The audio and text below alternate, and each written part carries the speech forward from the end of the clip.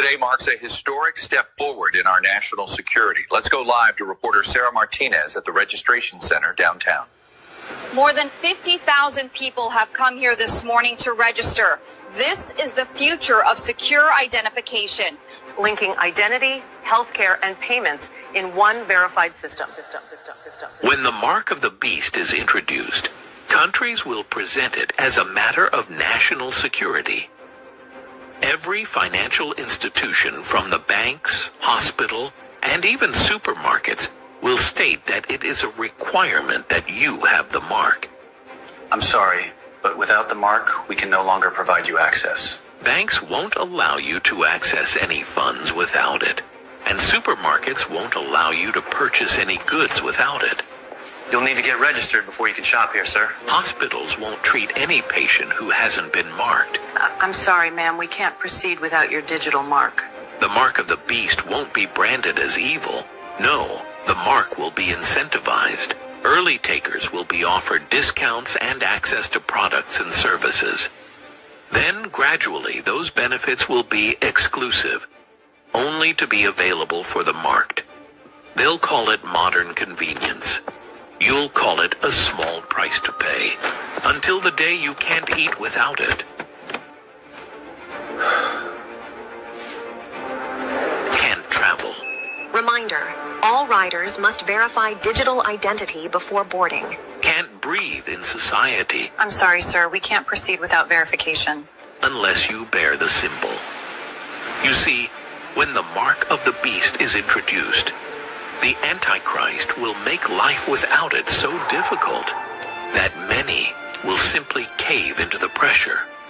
People will feel the pressure from society to conform. James Carter, please follow me to room 4. You will see a desperate longing in the faces of people who just want life to return to normal. They simply want to be able to buy and sell freely. They want to work, socialize, and cling to whatever freedom they once had. The price to pay for this? A simple mark on the forehead or on the right hand. Because that's where they go, no man can buy or sell. What did the Bible say they would be buying and selling? What did the Bible say would be bought and sold? Let's get Revelation 18 real quick. I ain't going to stay on this too long because it's stupid and we've discussed it before. Just humor me. You brothers with simple. Start at verse 11. Revelation 18 and 11, please. Revelation chapter 18 and verse 11. And the merchants of the earth shall weep and mourn over her, for no man buyeth their merchandise anymore. So it's talking about buying and selling. When you read Revelation 13, it says if you don't got the chip, and the word chip ain't in there, thank you.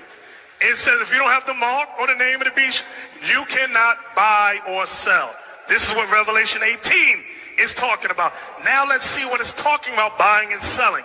Read down. The merchandise of gold and silver and precious stones and of pearls and fine linen and purple and silk and scarlet and all fine wood and all manner vessels of ivory and all manner vessels of most precious wood and of brass and iron and marble and cinnamon and odors and ointments and frankincense and wine and oil and fine flour and wheat and beasts and sheep and horses and chariots and slaves and souls of men. And slaves and slaves and slaves. You would be buying and selling slaves. That's not talking about you Negroes in the ghetto. That ain't, you are the slaves. We're the slaves. But you got these idiots, I'm going to call them what they are. These monthly prognosticators talking about if you don't got the chip, you can't buy or sell. Buy or sell what? Snickers bar. This ain't talking about a Snickers bar. This ain't talking about Converse and Nikes. This is talking about big business here. Where's the Negroes' big business to sell anything? Right. Read verse 15, please. Verse 15. The merchants of these things, which were made rich Which were made what? Which were made rich. So when you're buying and selling, it's talking about being made rich. That ain't the Negro in the ghetto. You ain't buying or selling nothing to become rich. Stop letting these knuckleheads fool. And that no man might buy or sell. Give me another word for buy or sell. I want one word that discusses, that uses, that expresses buy or sell. Steve. Trade. That no man can trade. Except what? And that no man might buy or sell save he that had the mark. So now stop. You might say, wait a minute. Is that really what this is talking about? Trade. Buying and selling. Trade. Yes. Give me a precept. Ezekiel 28.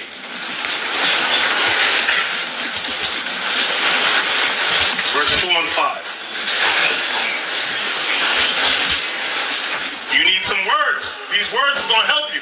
You don't got to go to the Greek or Latin to come up with a computer chip. You crazy? Ezekiel 28, verse 4 and 5. Come on. 28, verse 4. With thy wisdom and with thine understanding, thou hast gotten thee riches. Yeah, thou hast gotten thee riches. Read. Thou hast gotten gold and silver into thy treasures. Go ahead.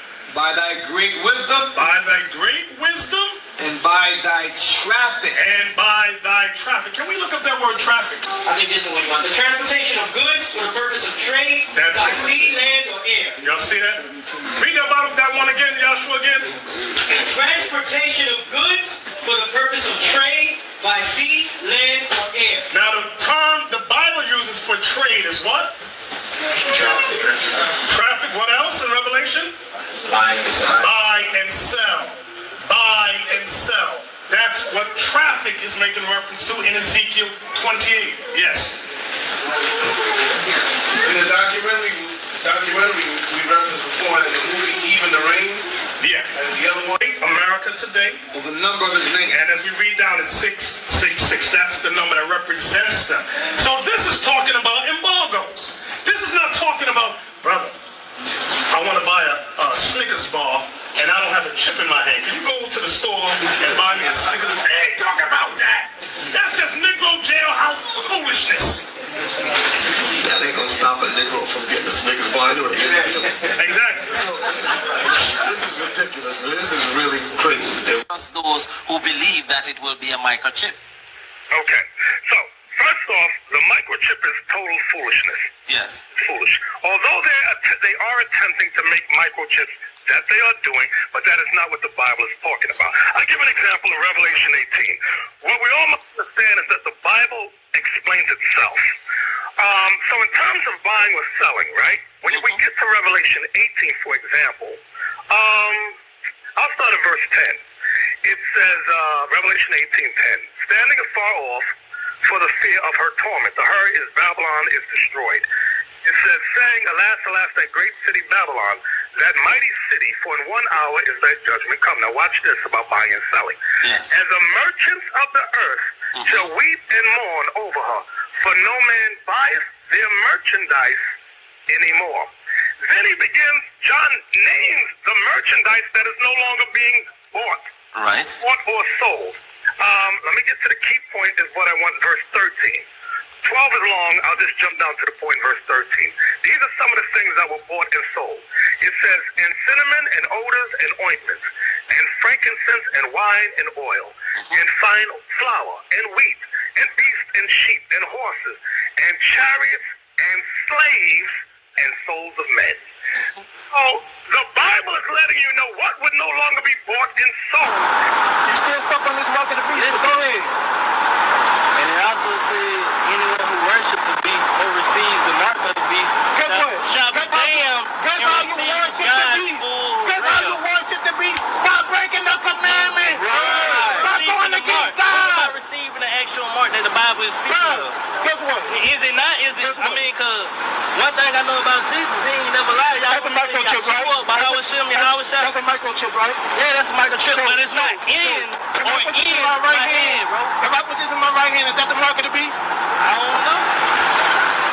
You simple as hell, bro. Nah. You simple as hell. You are simple. When the mark come out, you are simple as hell. It's gonna be in every job.